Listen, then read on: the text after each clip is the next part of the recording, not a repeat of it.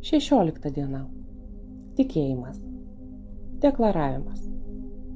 Kaip jau seniai ir nekarta buvo pasakyta, tegul bus jums duota pagal jūsų tikėjimą.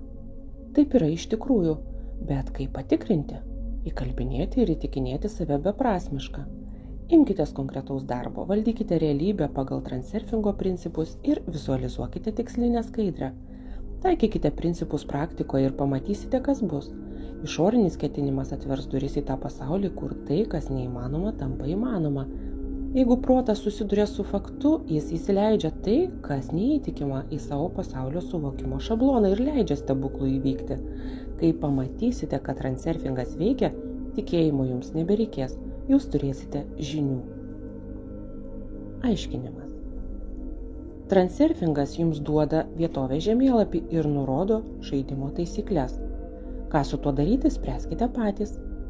Jūs, savo pasaulio karalius ar karalienė, nepasiduokite svetimai įtakai, tikėkite savimi, nepasikliaukite svetimais sprendimais, jūs patys viską žinote ir mokate, bet netgi dabar, kai turite žinių, jūs nesate apsaugoti nuo klaidų.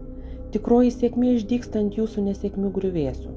Dauguma žymių asmenybių gyvena audringą gyvenimą, tiesiog šis jų gyvenimo aspektas nelabai afišuojamas. Tad jei jūs ištiko nesėkmė, džiaukitės. Jūs kelyje į sėkmę. Kartais jums atrodys, kad aplinkybės klostosi prieš jūs, bet iš kur jums žinoti, kuris kelias veda į jūsų tikslą?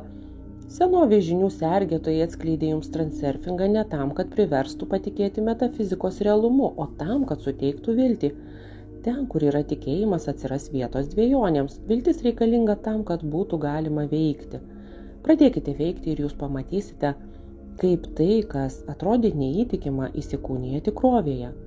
Kai viltis atliks savo, ateis suvokimas. Štai tada jūs jau savo pasakysite, aš nenoriu, netikiu ir nesitikiu. Aš ketinu ir žinau.